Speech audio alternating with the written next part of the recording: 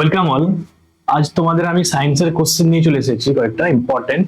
এবং জেনে রাখবে এই যে কোশ্চেনগুলি আমি আলোচনা করব আজকে, এগুলো কিন্তু ক্লার্কশিপ, মিসলেনিয়াস, এছাড়া তোমার সেন্ট্রালে যে সমস্ত এক্সাম হয় যেমন তোমার রেলওয়ে, এসএসসি, সমস্ত এক্সামের জন্য কিন্তু ইম্পর্টেন্ট। তো তোমরা কিন্তু ভালোভাবে দেখবে।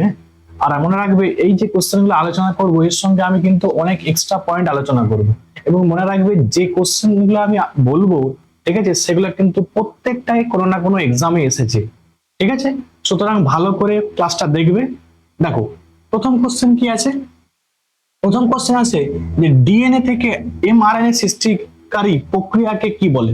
তাহলে ডিএনএ থেকে এমআরএনএ সৃষ্টিকারী প্রক্রিয়াকে কি বলে? তো এটার কোশ্চেন অ্যান্সার হয়ে যাবে কি ট্রান্সক্রিপশন। কি বলা হয়? ট্রান্সক্রিপশন।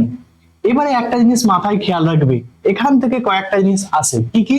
একটা হচ্ছে ডিএনএ রেপ্লিকেশন। ডিএনএ রেপ্লিকেশন ব্যাপারটা কি? ডিএনএ রেপ্লিকেশন বলতে রেপ্লিকেশন, দেখো রেপ্লিকেশন হচ্ছে ডিএনএ থেকে যদি ডিএনএ উৎপন্ন হয় সেটাকে বলা হয় রেপ্লিকেশন। ডিএনএ থেকে ডিএনএ উৎপন্ন হয় তখন তাকে কি বলা হবে? রেপ্লিকেশন। এই যে রেপ্লিকেশন, এটা খুব ইম্পর্টেন্ট, রেপ্লিকেশন। আরো এখান থেকে কোশ্চেন আসে কি যে ট্রান্সলেশন কাকে বলা হয়? ট্রান্সলেশন। ট্রান্সলেশনে কি হয়? ট্রান্সলেশনের মাথায় খেয়াল রাখবে যে আরএনএ থেকে যদি প্রোটিন হয় তখন তাকে বলা হবে কি ট্রান্সলেশন। ঠিক আছে, আরএনএ থেকে প্রোটিন, আরএনএ থেকে কি প্রোটিন উৎপন্ন হচ্ছে। এবং আমরা জানি যে প্রোটিনের সরলতম রূপ, এটাই কিন্তু পরীক্ষায় আসে, প্রোটিনের সরলতম রূপ কি? তাহলে প্রোটিনের সরলতম রূপ হচ্ছে অ্যামিনো অ্যাসিড। ঠিক আছে, আমরা জানি যে কার্বোহাইড্রেট জাতীয় খাবারের সরলতম রূপ কি? সেটা গ্লুকোজ হয়। এবং ফ্যাটের কি হয়? ফ্যাটি অ্যাসিড হয়।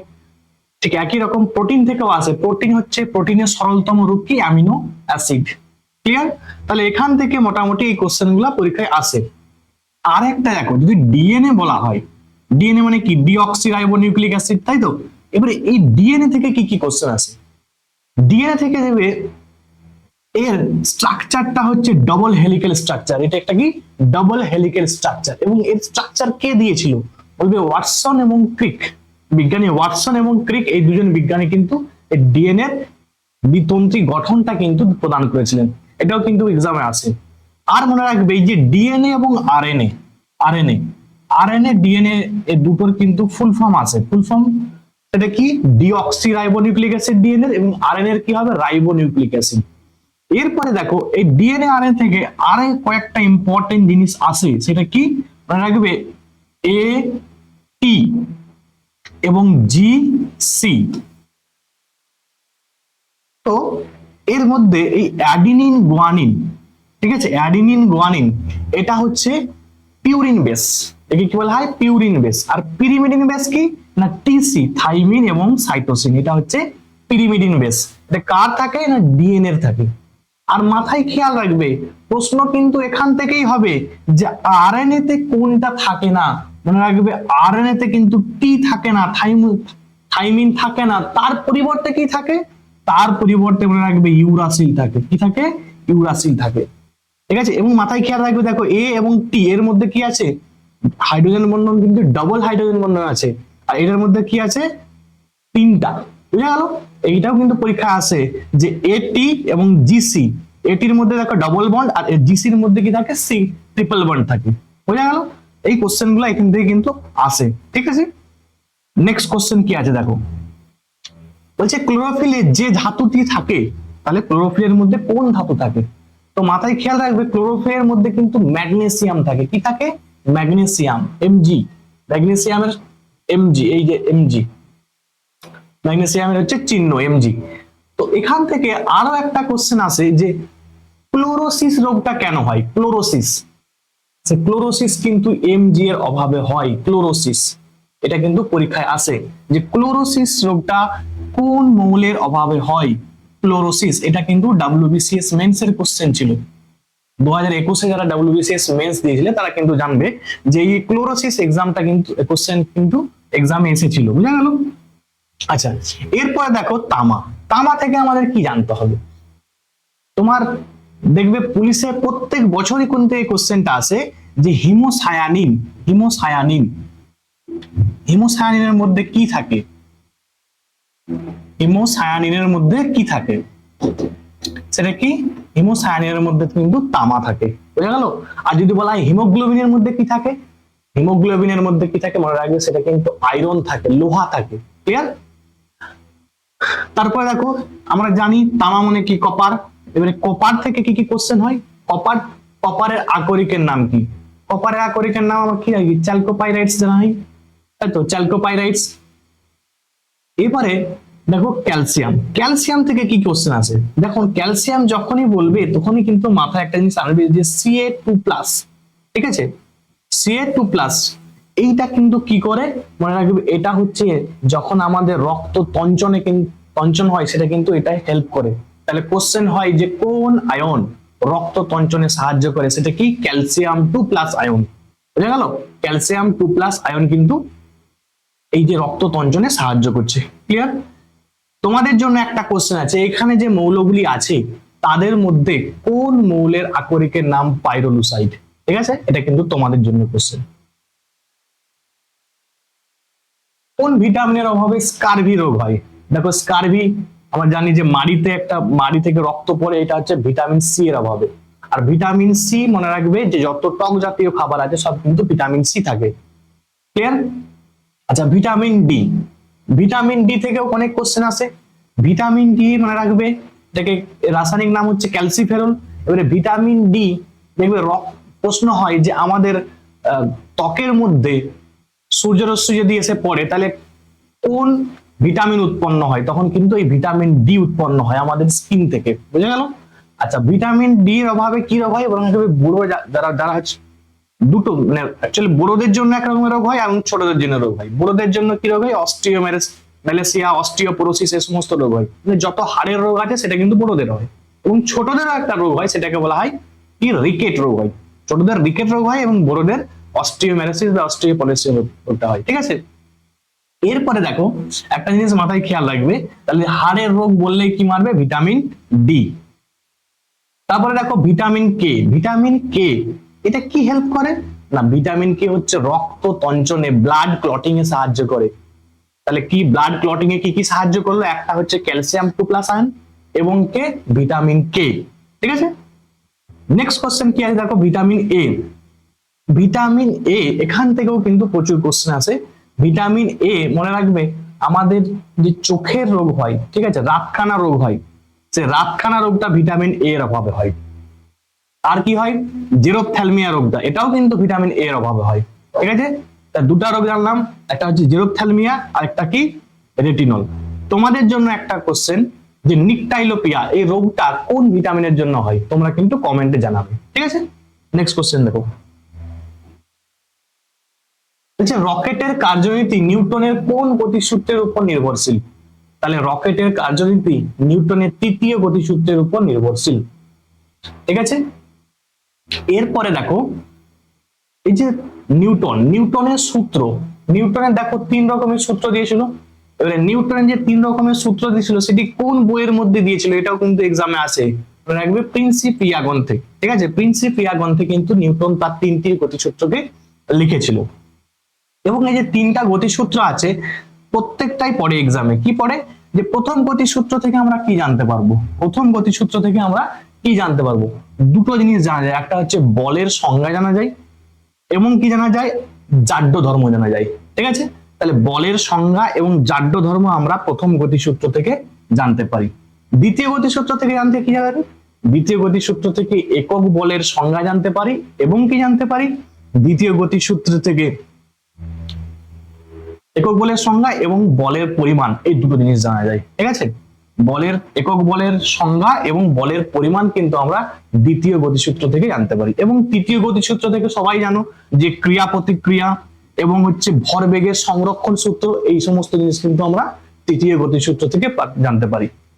এটা প্রত্যেকটাই কিন্তু এক্সামের কোশ্চেন, সুতরাং যে এক্সট্রা পয়েন্ট গুলো বলছি অবশ্যই কিন্তু মনে রাখবে, ঠিক আছে। দেখো নেক্সট কোশ্চেন, নেক্সট কোশ্চেন কি আছে না, পর্যায় সারণীতে সবচেয়ে হালকা ধাতু হলো কোনটা। দেখো আমরা জানি সবচেয়ে হালকা ধাতু কি হয়, লিথিয়াম হয়। এবং যদি বলা হয় সবচেয়ে ভারী ধাতু কি, তখন সবচেয়ে ভারী ধাতু হয়ে যাবে কি, অসমিয়াম। OS অসমিয়াম হয়, ঠিক আছে।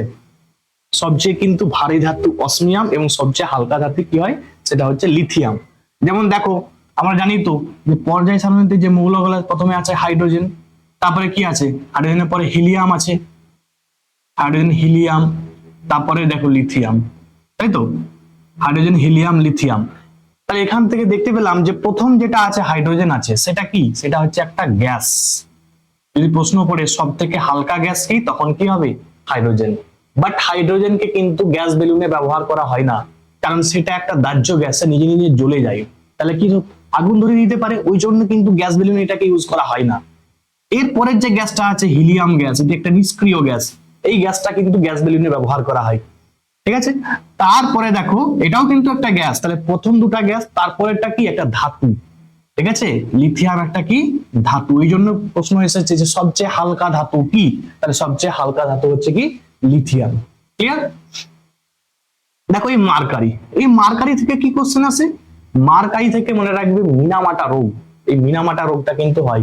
এবারে প্রশ্ন হয় যে মিথাইল মার্কারি না ইথাইল মার্কারি, তো মনে রাখবে Minamata methyl mercury, M for M, ঠিক আছে।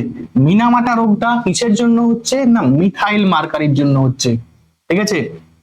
এবং আমরা জানি কি যে যে পারদ বা মার্কারি এটা কি করে, এটা হচ্ছে তরল ধাতু। প্রশ্ন প্রাইমারিতে কোশ্চেন এসেছিল যে তরল ধাতুর নাম কি, তরল ধাতু হচ্ছে পারদ, ঠিক আছে। আর যদি বলা হয় তরল অধাতু কি, তরল অধাতু হচ্ছে ব্রোমিন, বিআর, ব্রোমিন কিন্তু তরল অধাতু হয়, এটা আমরা পড়েছি, ঠিক আছে। তো এখান থেকে এই কোশ্চেন গুলা মোটামুটি জানবে তোমরা।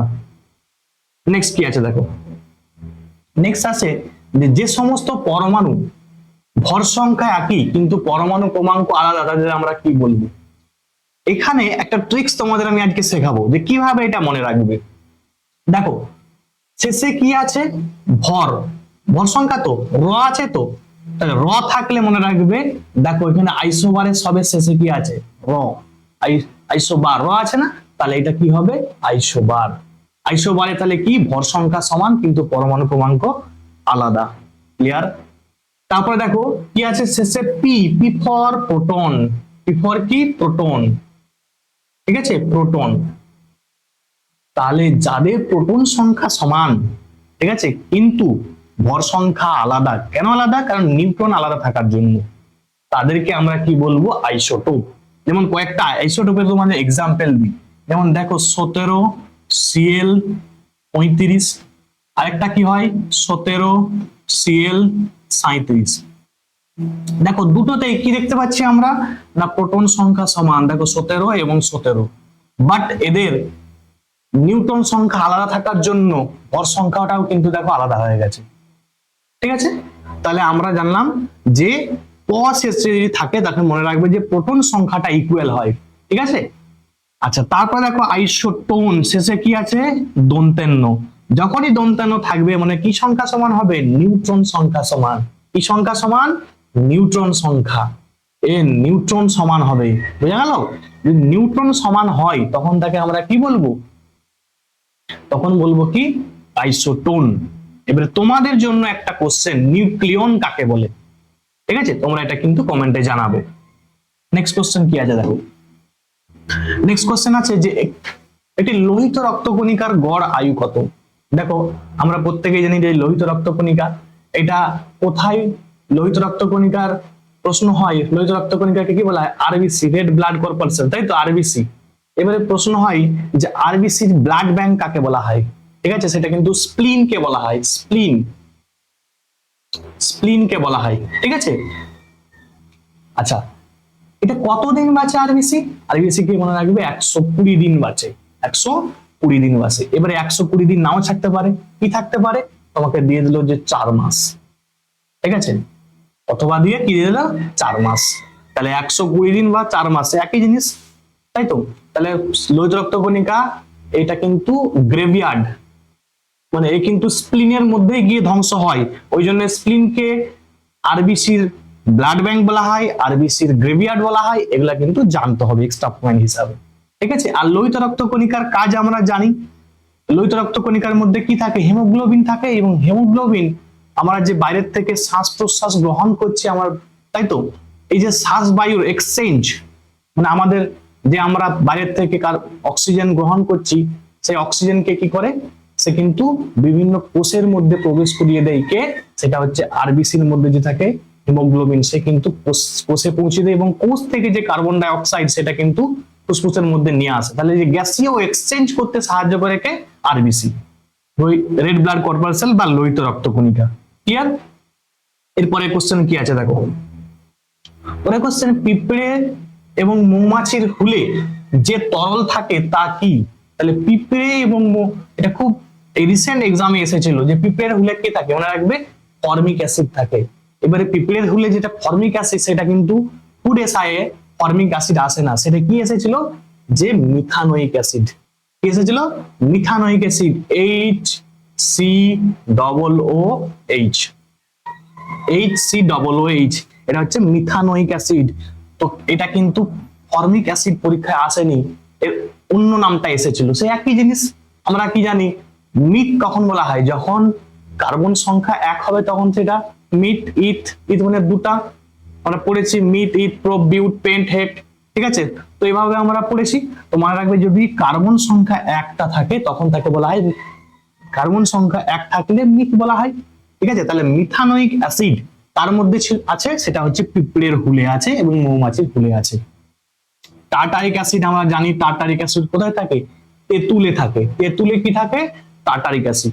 মনে রাখবে যে অ্যাসিড গুলো থেকে কিন্তু প্রশ্ন আসে যে কোথায় কোন অ্যাসিডটা থাকে। যেমন দেখো অ্যাসিটিক অ্যাসিড, অ্যাসিটিক অ্যাসিড থেকে কি কোশ্চেন আসে, মনে রাখবে অ্যাসিটিক অ্যাসিডের আরেকটি নাম সেটা হচ্ছে ভিনিগার। কি? ভিনিগার। বোঝা গেল? যেমন hydrochloric acid, very very important acid, এটি একটা স্ট্রং অ্যাসিড, তাই তো, HCl। এই হাইড্রোক্লোরিক অ্যাসিডকে একটা কোশ্চেন আসে যে মিউরিয়েটিক অ্যাসিড কাকে বলা হয়। মনে রাখবে হাইড্রোক্লোরিক অ্যাসিডকে কিন্তু মিউরিয়েটিক অ্যাসিড বলা হয়। ঠিক আছে, এই যেমন হাইড্রোক্লোরিক অ্যাসিড কোথায় উৎপন্ন হয়, আমাদের বডির মধ্যে উৎপন্ন হয়। কোন জায়গায়? না, পাকস্থলীর মধ্যে উৎপন্ন হয়। ঠিক আছে, তো এটাও কিন্তু পরীক্ষায় আসে যে পাকস্থলীর অক্সান্টিক সেল বা প্যারাইটাল সেল থেকে কিন্তু HCl উৎপন্ন হয়। ক্লিয়ার? তাহলে এই এক্সট্রা পয়েন্ট গুলা কিন্তু জেনে রাখবে, এগুলা কিন্তু প্রত্যেকটা এক্সামে আশা করছে, এক্সামে যেগুলা এসেছে সেগুলাকেই কিন্তু আমি তোমাকে বলছি। সুতরাং তোমাদেরকে এগুলা কিন্তু মাস্ট করে নিতে হবে। পরের কোশ্চেন কি আছে দেখো, পরের কোশ্চেন, প্রাকৃতিক নির্বাচন বা ন্যাচারাল সিলেকশন আইনটা কার সাথে সম্পর্কিত? তাহলে যখনই ন্যাচারাল সিলেকশন পাবো তখনই কি হবে, ডারউইন। ঠিক আছে, ডারউইন। এবার ডারউইনের একটা ফেমাস বই সেটা কিন্তু আছে on the origin of species, তাই তো, পুরো নামটা হচ্ছে on the origin of species by name means of natural selection. তো এটা জানার দরকার নেই, জাস্ট জেনে রাখবে যে অরিজিন অফ স্পিসিস এবং দ্য ডিসেন্ট ম্যান, এটাও কিন্তু ডারউইনের লেখা বই। বোঝা গেল? ডারউইন আর কি দিয়েছিল, মনে রাখবে ডারউইন মেইন দুটো জিনিস দিয়েছিল, একটা হচ্ছে ন্যাচারাল সিলেকশন প্রাকৃতিক নির্বাচন, আর একটা দিয়েছিল স্ট্রাগল ফর এক্সিস্টেন্স অস্তিত্বের জন্য সংগ্রাম। এটাও কিন্তু কে দিয়েছিল, ডারউইন। এবং আরেকটা কোশ্চেন আছে যেমন ল্যামার্ক, ল্যামার্ক কি দিয়েছিল, ল্যামার্ক দিয়েছিল অঙ্গের ব্যবহার এবং অব্যবহার। ঠিক আছে, ইউজ অ্যান্ড ডিসইউজ, ইউজ অ্যান্ড ডিসইউজ এই লটাকে দিয়েছিল, এই লটা দিয়েছিল বিজ্ঞানী ল্যামার্ক। এবং প্রশ্ন আসে যে তোমার হচ্ছে এই জায়গা থেকে কিন্তু আরো একটা কোশ্চেন আছে, সেটা হচ্ছে তোমার মিউটেশন তত্ত্বের প্রবক্তা কে? মিউটেশন তত্ত্বের প্রবক্তা হচ্ছে Hugo the Vries, Hugo the Vries. এই কোশ্চেনগুলো কিন্তু মনে রাখবে। তারপরে মেন্ডেল, মেন্ডেলকে কি বলা হয়, ফাদার অফ জেনেটিক্স বলা হয়, ফাদার অফ জেনেটিক্স। তাহলে মেন্ডেল কি, father of genetics. John Dalton, তাই তো, তাহলে জন ডাল্টন পরমাণুবাদের তত্ত্ব দিয়েছিল, তাহলে পরমাণুবাদের তত্ত্ব কি দিয়েছিল, জন ডাল্টন। এবং দেখো হ্যালডেন, হ্যালডেনটা কি দিয়েছিল, মনে রাখবে hot dilute soup theory, hot dilute soup থিওরিটা কিন্তু এই হ্যালডেন, বিজ্ঞানী হ্যালডেন কিন্তু হট ডাইলুট সুপ এই থিওরিটা কিন্তু দিয়েছিল। ঠিক আছে, তাহলে এগুলো মোটামুটি জেনে রাখবে। নেক্সট কোশ্চেন, সালোকসংশ্লেষ প্রক্রিয়ায় শক্তির রূপান্তর। তাহলে সালোকসংশ্লেষ বা ফটোসিনথেসিস প্রক্রিয়ায় কোন শক্তি কোন শক্তিতে রূপান্তরিত হয়? ভেরি ইম্পর্টেন্ট কোশ্চেন, মনে রাখবে সৌর শক্তি থেকে রাসায়নিক শক্তি বা স্থিতিশক্তি রূপে জমা থাকে। তাহলে সালোকসংশ্লেষ প্রক্রিয়ায় কোন শক্তি কোন শক্তিতে রূপান্তরিত হয়? সৌর শক্তি রাসায়নিক শক্তিতে বা স্থিতিশক্তি রূপে জমা থাকে কিন্তু। ক্লিয়ার? মনে রাখবে ফটোসিনথেসিস একটা কোশ্চেন আছে যে ফটোসিনথেসিস প্রক্রিয়ায় অক্সিজেনের উৎস কি? তখন মনে রাখবে জল। জল হচ্ছে অক্সিজেনের উৎস। ঠিক আছে, অক্সিজেনের উৎস কি? জল। ক্লিয়ার? ফটোসিনথেসিস প্রক্রিয়ায় এবং আরো জানবে যে ফটোসিনথেসিস প্রক্রিয়া সেটা সালোক সংশ্লেষ প্রক্রিয়া কোন আলোতে সব থেকে ভালো হয়? যদি বলা হয় কোন আলোতে হয়, মনে রাখবে সাদা আলোতে সব থেকে ভালো হয়। ঠিক আছে, সাদা আলো। কিন্তু এক্সামের মধ্যে তোমরা দেখবে সাদা আলো থাকে না, কারণ সাদাটা কোনো কালারই নয়। তাই তো আমরা যদি বেনিয়া সহকালার মানে 7টা কালারকে যদি মিশিয়ে দিই তখন কি হয়? সাদা সাদা হয়ে যায়। তাই তো ওই জন্য সাদা কিন্তু অপশনে দেবে না, কি দেবে অপশনে? রেড দেবে, রেড। ঠিক আছে, তাহলে লাল আলো সালোক সংশ্লেষ প্রক্রিয়ায় কিন্তু সব থেকে বেশি সাহায্য করে। ঠিক আছে, তাহলে লাল আলোতে সব থেকে বেশি সাহায্য করে কোনটা? Red colour. আর যদি বলে সব থেকে কম কোন আলোতে সালোক সংশ্লেষ হয়, তখন মনে রাখবে গাছের পাতার রং কি? সবুজ। তাহলে সবুজ আলোতে সব থেকে কম হয়। ঠিক আছে, যদি সব থেকে কম বলা হয় তখন কি আলোতে? সবুজ বা গ্রিন। তাই তো এই আলোতে কিন্তু সবচেয়ে কম হয় সালোক সংশ্লেষ। সবচেয়ে সালোক সংশ্লেষ কম কোন আলোতে হয়? সেটা হচ্ছে সবুজ আলোতে হয়। আচ্ছা, শক্তির রূপান্তর দিচ্ছি, একটা কোশ্চেন আসে পরীক্ষায়, সেটা আমি কিন্তু তোমাদের লিখে দিচ্ছি। একটা হচ্ছে তোমার electric motor. Electric motor, electric মোটরে, বৈদ্যুতিক মোটরে কোন শক্তি কোন শক্তিতে হয়? তো মাথায় খেয়াল রাখবে যে ইলেকট্রিক্যাল এনার্জি মেকানিক্যাল এনার্জিতে রূপান্তরিত হয়। ইলেকট্রিক্যাল এনার্জি মেকানিক্যাল এনার্জিতে। মনে রাখার ট্রিক্স কি? দেখো, ইলেকট্রিক মোটর তাহলে ইলেকট্রিক এনার্জি মেকানিক্যাল এনার্জিতে। আর একটি উল্টোটা হয় ডায়নামোতে। ডায়নামোতে কি হয় না, মেকানিক্যাল এনার্জি থেকে কি হয়? Electrical energy. ক্লিয়ার? তাহলে ডায়নামোর মধ্যে মেকানিক্যাল এনার্জিটা কি হচ্ছে? ইলেকট্রিক এনার্জি হচ্ছে। ক্লিয়ার? মেকানিক্যাল এনার্জি ইলেকট্রিক এনার্জিতে চেঞ্জ হচ্ছে কোন কিসে? না ডায়নামোতে। ঠিক আছে, ডায়নামো। পরে কোশ্চেন কি আছে দেখো, বলছে নিম্নলিখিত কোনটি ডায়াবেটিস আক্রান্ত ব্যক্তির প্রয়োজন? তাহলে যে ব্যক্তির ডায়াবেটিস হবে তার কোনটা প্রয়োজন হয়? মনে রাখবে যদি মেডিসিনের মধ্যে না সারে তখন তাকে কিন্তু ইনসুলিন ইনজেক্ট করতে হয়। তাই তো আমরা ঘরে ঘরে দেখেছি প্রত্যেকে যখন এই রোগটা হয়, ডায়াবেটিস মেলিটাস রোগটা হয়। ঠিক আছে, ডায়াবেটিস দু রকমের হয় মনে রাখবে, একটা হচ্ছে ডায়াবেটিস মেলিটাস এবং ডায়াবেটিস ইনসিপিডাস। এটা কিন্তু ডায়াবেটিস মেলিটাসের কথা বলছে। যখনই ডায়াবেটিস মেলিটাস হবে তখন কি ইনজেক্ট করতে হয়? এটা হচ্ছে ইনসুলিনের তার প্রয়োজন হয়। ঠিক আছে, তাহলে ইনসুলিনের অভাব থাকার জন্য এই রোগটা হয়েছে। ওই জন্য কি করা হয়, এই ডায়াবেটিস মেলিটাসে ইনসুলিন পেটের মধ্যে দেখবে অনেকে ইনজেক্ট করে। তাই তো সেটা ডায়াবেটিস মেলিটাস রোগটা হলে। এবারে ডায়াবেটিস ইনসিপিডাস রোগটা কিসের অভাবে হয়? মনে রাখবে এডিএইচ হরমোনের অভাবে হয়, অ্যান্টি ডাইউরেটিক হরমোন। এডিএইচ হরমোনের অভাবে কি হয়? Diabetes insipidus. তাহলে এই ডায়াবেটিস মেলিটাস রোগটা অ্যাকচুয়ালি কিন্তু মধুমেহ রোগ। মধুমেহ রোগ। ঠিক আছে, আর এই এডিএইচ অভাবে যেটা হয় সেটা হচ্ছে ডায়াবেটিস ইনসিপিডাস। ওই রোগটাকে বলা হয় বহুমূত্র রোগ বলা হয়, মানে ঘন ঘন ইউরিনের ইচ্ছা করবে, সেটাকে হচ্ছে কি বলা হয়? বহুমূত্র রোগ। ক্লিয়ার? আচ্ছা, এই ইনসুলিন হরমোন কোথা থেকে ক্ষরণ হয়? এটাও পরীক্ষায় আসে, ইনসুলিন হরমোন। তো ইনসুলিন হরমোনটা মনে রাখবে অগ্নাশয়ের আইলেটস অফ ল্যাঙ্গারহ্যান্সের বিটা সেল থেকে ক্ষরণ হয়। কি সেল থেকে? বিটা সেল থেকে। এবং আলফা সেল থেকে কি ক্ষরণ হয় আইলেটস অফ ল্যাঙ্গারহ্যান্সের? ওটাও পরীক্ষায় আসে, সেটা হচ্ছে গ্লুকাগন। কি না? গ্লুকাগন। ক্লিয়ার? তাহলে গ্লুকাগনের কাজ কি? মনে রাখবে গ্লুকাগন গ্লুকোজ থেকে গ্লাইকোজেন। আচ্ছা এক মিনিট, দেখো ইনসুলিনের কাজ হচ্ছে গ্লুকোজ থেকে গ্লাইকোজেন। গ্লুকোজকে কি করে? গ্লুকোজকে গ্লাইকোজেনে চেঞ্জ করে। গ্লাইকোজেন। ঠিক আছে, এটা কার কাজ? ইনসুলিনের কাজ। বাট গ্লুকাগনের কি কাজ? উল্টা কাজ। সে কি করে না গ্লাইকোজেন থেকে গ্লুকোজ চেঞ্জ করে। এটা কে করে? গ্লুকাগন। ক্লিয়ার? ইনসুলিন আর গ্লুকাগন একে অপরের কিন্তু বিপরীত কাজ করে, এটা কিন্তু এক্সামে আসে। ঠিক আছে, আচ্ছা এই দেখো পেনিসিলিন, এটা কিন্তু পরীক্ষায় এসেছিল যে পেনিসিলিনটা কে আবিষ্কার করেছিল? তাই তো তোমরা বলো, এটা কিন্তু তোমরা কমেন্টে আমাকে জানাবে যে পেনিসিলিনটা কে আবিষ্কার করেছিল। ক্লিয়ার?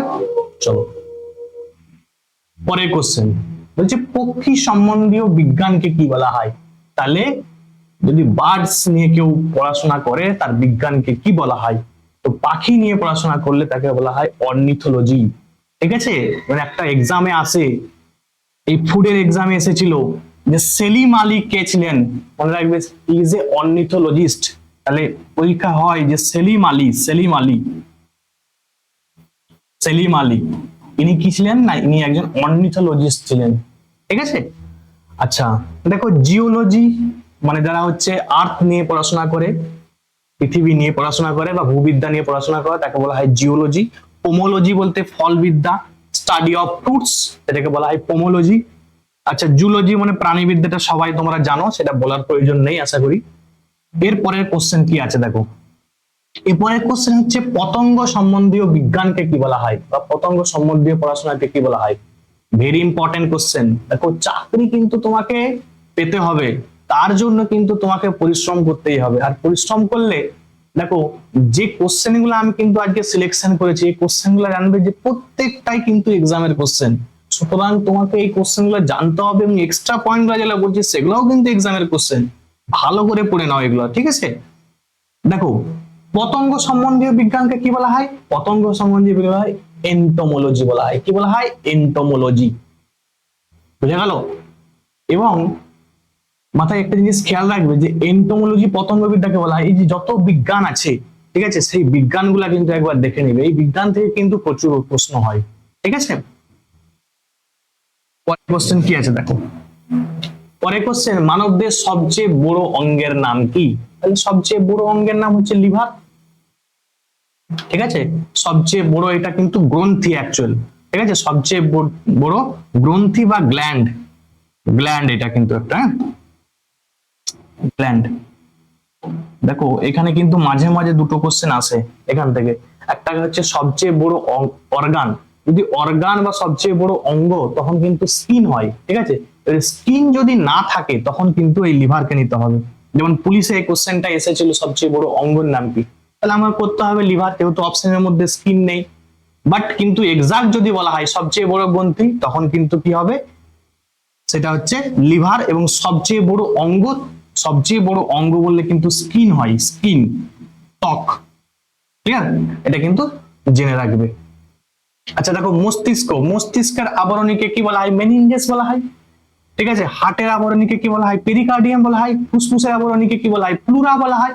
তাহলে এগুলা কিন্তু জানতে হবে যে কার আবরণীকে কি বলে। হার্টের কি বললাম? মেনিনজেস, সরি মস্তিষ্কের মেনিনজেস, হার্টের কি? পেরিকার্ডিয়াম, এবং ফুসফুসের কি? প্লুরা। ঠিক আছে, আচ্ছা কিডনি, কিডনির কথাটা যখনই আসবে তখনই একটা জিনিস মাথায় খেয়াল রাখবে, কিডনির মধ্যে কি থাকে না নেফ্রন থাকে। কি থাকে? নেফ্রন। তাহলে নেফ্রন কোথায় থাকে মনে রাখবে, কিডনির মধ্যে কিন্তু নেফ্রন থাকে। ঠিক আছে, এই কিডনির কাজ হচ্ছে কি, তোমার ইউরিন উৎপন্ন করে। ঠিক আছে, ইউরিন উৎপন্ন করে কে? কিডনি। বাট একটা কোশ্চেন খেয়াল রাখবে যে ইউরিয়া কোথায় উৎপন্ন হয়? আমরা সবাই ভাববো যেখানে মূত্র উৎপন্ন হচ্ছে সেখানে হয়, কিন্তু অ্যাকচুয়াল নয়। ইউরিয়া উৎপন্ন হয় লিভারের মধ্যে। তাহলে প্রশ্ন হচ্ছে ইউরিয়া কোথায় উৎপন্ন হয়? ইউরিয়া উৎপন্ন হয় কোথায়? লিভারে। লিভারের মধ্যেই তোমরা দেখতে পাবে যে কুফার কোষ থাকে, এটাও পরীক্ষায় আসে কোশ্চেন, যে কুফার কোষ বা কুফার সেল কোথায় থাকে? সেটা হচ্ছে লিভারের মধ্যে থাকে। তোমাদের একটু আগে বললাম না যে ইনসুলিন কি করে? গ্লুকোজকে গ্লাইকোজেনে রূপান্তরিত করে, দিয়ে কোথায় জমা রাখে? সেটাও প্রশ্ন আসে, সেটা জমা রাখে এই লিভারের মধ্যে। ঠিক আছে, লিভারের মধ্যে গ্লুকোজকে গ্লাইকোজেনে চেঞ্জ করে জমা রাখে কে? ইনসুলিন। ঠিক আছে, তাহলে এই কোশ্চেন গুলো এখান থেকে জানবে। নেক্সট কোশ্চেন কি আছে দেখো, নেক্সট কোশ্চেন ফটোগ্রাফিক ফিল্ম এর আলোকচিত্র পরিস্ফুট করার জন্য কোন রাসায়নিক দ্রব্য ব্যবহার করা হয়? এইটার অ্যান্সার হয়ে যাবে কি? Silver bromide, AG, AG BR, AG BR. Clear, AG BR, silver bromide. এখান থেকে একটা জিনিস মনে রাখবে, AGI, very very important. AGI silver iodide কি করে? কৃত্রিম বৃষ্টিপাত ঘটাতে সাহায্য করে, কৃত্রিম বৃষ্টিপাত। ঠিক আছে, বৃষ্টিপাত। বৃষ্টি পার করতে সাহায্য করে কে? AgI। এবং মনে রাখবে যে আমরা ভোট দিয়েছি, ভোটার কালির মধ্যে কি থাকে এটাও পরীক্ষায় আসে, এটা হচ্ছে AgNO3 silver nitrate. Silver nitrate কি থাকে না ভোটার ইঙ্ক বা ভোটার কালিতে থাকে। ক্লিয়ার? তো আজকে কিন্তু এখান পর্যন্ত এই 15টা কোশ্চেনই ছিল, তোমরা কিন্তু ভালো করে দেখবে এবং এই কোশ্চেনগুলো কিন্তু ভালো করে পড়ে নেবে। ক্লিয়ার? নেক্সট কোশ্চেন অন্যদিন হবে, আজকে এখান পর্যন্ত।